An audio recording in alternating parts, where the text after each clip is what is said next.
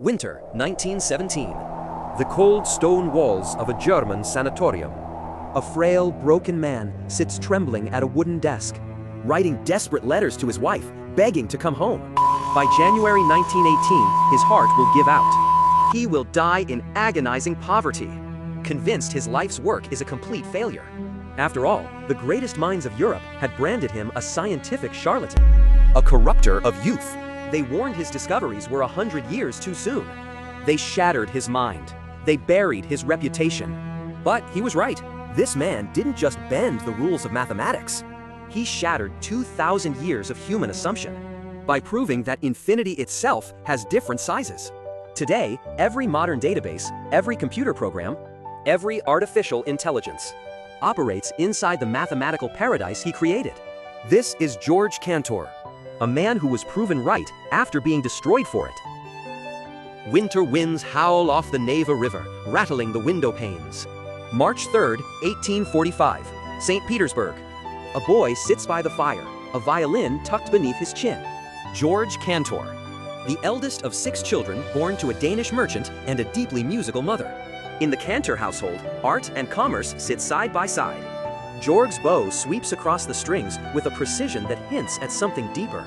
A mind built for patterns, a soul desperate for harmony. But the bitter Russian winters exact a heavy toll. His father's lungs begin to fail. In 1856, the family flees south to the milder air of Germany. Georg is 11.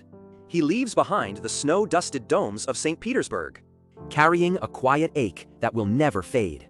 Germany feels cold in a different way, rigid, foreign. He will spend the rest of his life as an outsider, nursing a phantom nostalgia for a home he can never return to. His father maps out a safe, profitable life for his brilliant son, engineering. It is the practical choice. But young Georg is already intoxicated by the invisible architecture of the universe. He writes impassioned, desperate letters. He begs his father to let him study mathematics. Finally, the old man breaks. He grants his blessing. June 1863. Georg is 18. The father who gave him permission to chase his dream takes his final breath. The loss anchors a heavy vow in the young man's chest. He must prove his father's faith was not wasted. He arrives at the University of Berlin, the undisputed epicenter of the mathematical world. The air here crackles with genius. Georg sits in crowded lecture halls, drinking in the words of titans. Karl Weierstrass, who becomes a brilliant guiding mentor, and Leopold Kronecker, a respected giant of numbers. A man whose rigid, fiercely protected views on mathematics demand absolute obedience. Georg watches Kronecker with the wide-eyed reverence of a student looking at God. By 1869, at 24, Georg takes his first academic post, the University of Halle. It is a quiet, provincial town, a far cry from the glittering prestige of Berlin. The corridors are dim, the reputation is small. But Georg does not care. He is young, relentlessly ambitious, and burning with ideas. In 1872, he finds a kindred spirit in another quiet genius, Richard Dedekind. Letters begin to fly between them, thick with equations and midnight epiphanies. A deep, intellectual brotherhood takes root. Sitting at his cramped wooden desk in Halle, Georg is no longer just a merchant's son. He is a mathematician sharpening his blade. The universe hides a secret at the very edge of human reason. And this quiet outsider is about to step into the dark, attempting something no human has dared in 2,000 years. For 2,000 years, infinity was a locked door. The ancient Greeks feared it. Mathematicians treated it like philosophical quicksand. Too close, and reason itself sank. It was simply the endless, a singular, untouchable monolith. You do not measure a bottomless pit. But Georg Cantor walked right up to the edge. He looked into the abyss and asked the unthinkable. Are all infinities the exact same size? It was intellectual heresy, like asking if gravity has a shadow. To understand the sheer madness of his answer, imagine a grand, towering building. Mathematicians later called it Hilbert's Hotel. It has an infinite number of rooms, and every single room is occupied. The vacancy sign is dark. A weary traveler walks in, asking for a bed. A normal manager turns him away. An infinite manager smiles. He takes the guest in room 1 and moves him to room 2. The guest in room 2 goes to room 3. 3 goes to 4. Down the endless corridor, Every door clicks open. Every guest shifts exactly one door down. Room 1 is now perfectly empty. The new guest unpacks. Even infinity plus 1 is still just infinity. By 1873, Cantor proved that the infinite pile of whole numbers and the infinite pile of even numbers match up perfectly. They are exactly the same size. It bends the brain, but it holds together. The real shock hit in 1874. Cantor turned his gaze to the real numbers, the fractions, the decimals, the endless, messy slivers of space between 0 and 1. He tried to check them into the infinite hotel. They did not fit. Years later, in 1891, he unveiled the weapon that proved why, the diagonal argument. Imagine an infinite sprawling list of every decimal number in existence. Cantor simply draws a diagonal line down that towering paper. He looks at the first digit of the first number and changes it. He looks at the second digit of the second number and changes it. Down and down he goes, forging a brand new decimal. This new number cannot be the first on the list. Its first digit is different. It cannot be the second. Its second digit is different. It is nowhere on the infinite list. The list is endless, yet it is incomplete. The decimals outnumber the whole numbers. There is an infinity that is physically, mathematically, larger than another infinity. The singular monolith cracked. 2,000 years of dogma shattered on the floor. In a feverish 1877 letter to his colleague Richard Dedekind, Cantor himself stared at the monstrosity he had birthed. He wrote, I see it, but I don't believe it. And the nightmare did not stop. If there are 2 sizes of forever, why not 3? Cantor discovered a staircase built of pure madness. Above the infinity of whole numbers sits the heavier infinity of decimals. Above that, an even vaster endlessness. An infinite ladder of infinities, reaching upward into absolute black. The Aleph numbers, each tier eclipsing the last in scale. Then, in 1878, Cantor asked the question that would seal his fate, the continuum hypothesis. Is there a hidden infinity living in the gap? A size existing perfectly between the counting numbers and the decimals? He threw his entire mind at that gap. He searched for the missing rung on the infinite ladder. It would become his total obsession. It is a puzzle that remains completely, utterly unsolved today. Cantor had ripped open the fabric of mathematics and exposed a multi-layered abyss. He expected awe. He expected the world to marvel at this boundless, endless architecture. But not everyone was amazed. Some were terrified. This is not mathematics. This is madness. Imagine the man who taught you how to think, deciding that your thoughts are a disease. Leopold Kronecker was not just a mathematician. He was the undisputed king of German mathematics, ruling the University of Berlin with an iron grip. He controlled the journals, he controlled the jobs, and years ago, he had been Georg Cantor's professor. God made the integers. All else is the work of man. To Kronecker, numbers had to be clean, countable, safe. Cantor's soaring, terrifying towers of infinity were not just mathematically incorrect to him. They were a violent corruption of logic, an abomination creeping into the pure foundation of his beloved science. A scientific charlatan, a corrupter of youth. Kronecker did not merely critique Cantor's work. He set out to destroy Cantor the man. He stood before his students in the hallowed halls of Berlin and branded his former pupil. These were not polite academic disagreements. This was an execution in the public square. In 1877, Cantor submitted a groundbreaking paper on dimension correspondence to Krell's journal, the most prestigious publication in the country. Kronecker wielded his immense influence and blocked the ink from hitting the page. It only saw the light of day because another mathematician, Richard Dedekind, stepped into the crossfire and forced it through. Humiliated and furious, Cantor never submitted a single word to Krell's journal again. But Kronecker was far from finished. Berlin was the center of the mathematical universe. It was the only place Cantor ever truly wanted to be. Yet Kronecker systematically, ruthlessly, vetoed every attempt Cantor made to secure a post there. He locked the gates. Cantor was exiled to the University of Halle, a provincial backwater, an intellectual prison built, brick by his own teacher. The isolation gnawed at Cantor's sanity. In the year 1884 alone, Cantor wrote 52 frantic letters to his closest colleague. Every single one of them bled with obsessive, agonizing mentions of Kronecker. That colleague was Gösta Mittag-Leffler, a Swedish mathematician, editor of the journal Acta Mathematica and Cantor's final remaining sanctuary. While the German academic establishment spat on Cantor's infinities, Mittag-Leffler gave them a home. He published Cantor when no one else would dare. He was the lone ally in a bleak, freezing trench of enemies. Then came 1885. Cantor packaged his newest, most ambitious exploration of infinite sets and sent it to Sweden. He waited for the familiar warmth of his friend's approval. Instead, he received a letter that broke his spirit entirely. It is about 100 years too soon. When your enemy marches against you, you pick up a sword. You fight back. But when the only friend you have left in the world looks you in the eye and tells you to put the pen down, the fight drains out of you. Cantor withdrew the paper. He never published in Acta Mathematica again. The sanctuary was gone. For over a decade, the man who mapped the infinite essentially stopped publishing major mathematical work. The grandest symphony of numbers ever composed was abruptly cut short, and the silence that followed was deafening.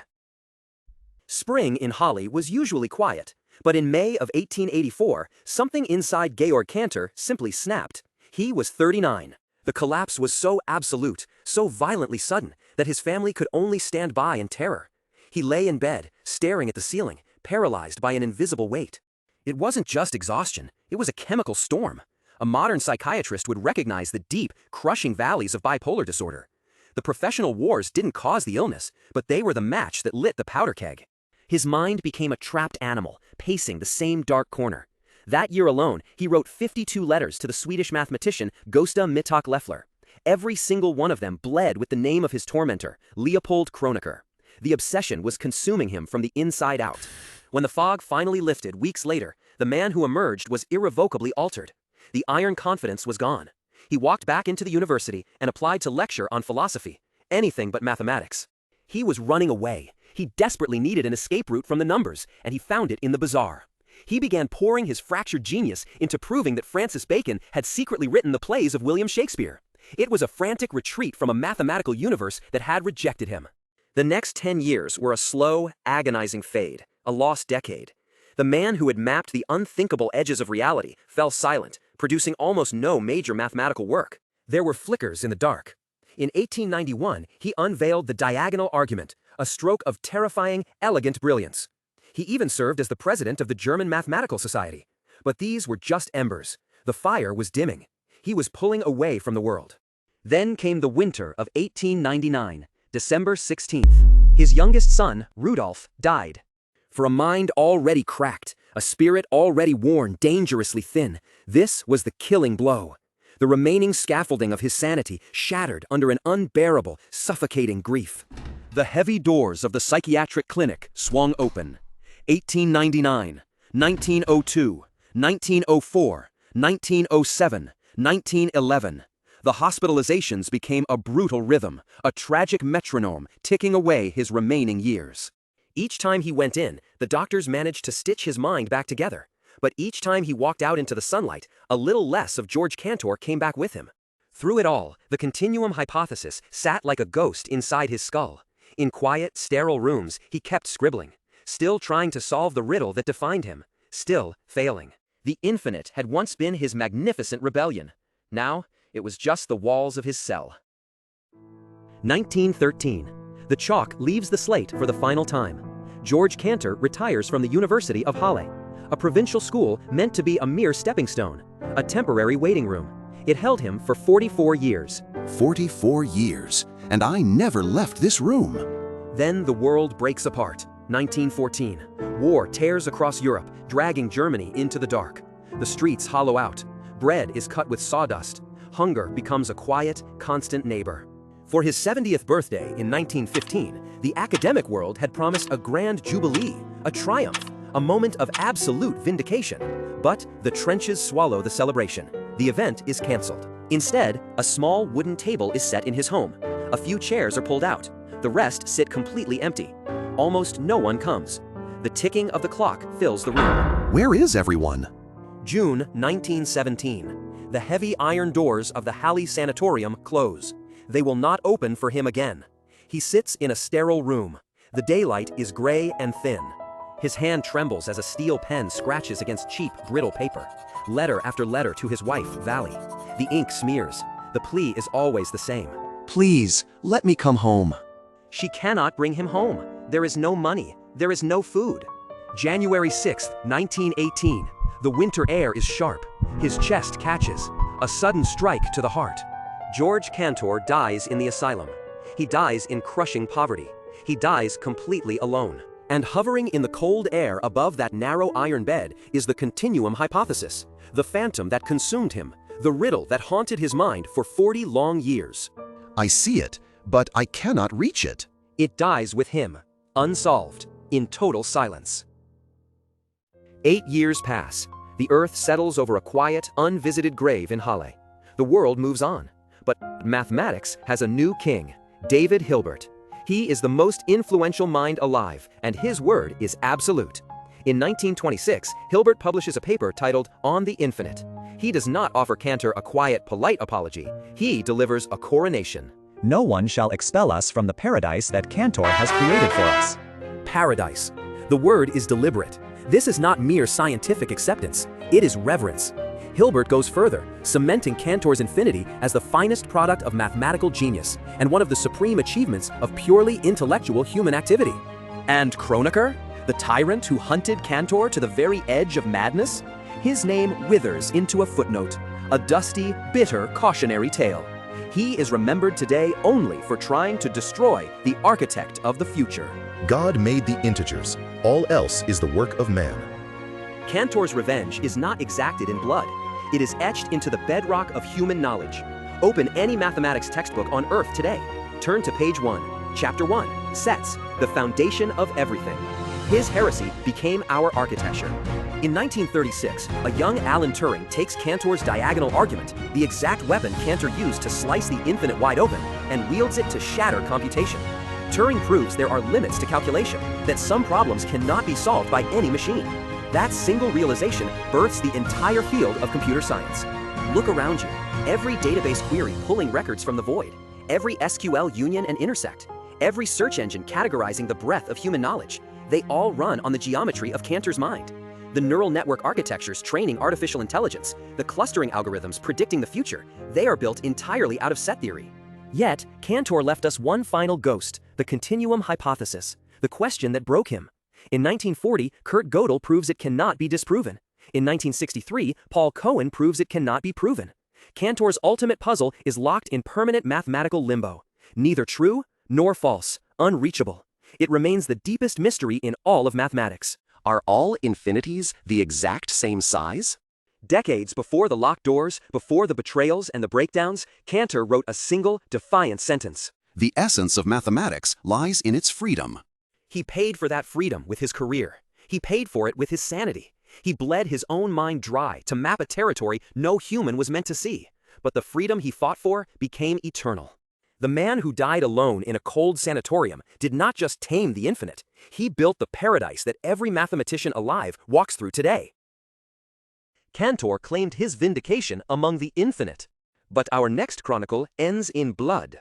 Évariste Galois, 20 years old. A damp field at dawn, a frantic, candlelit midnight spent scribbling a mathematical last will that rewrote algebra forever. Subscribe and like to turn the page. The pistol is already loaded.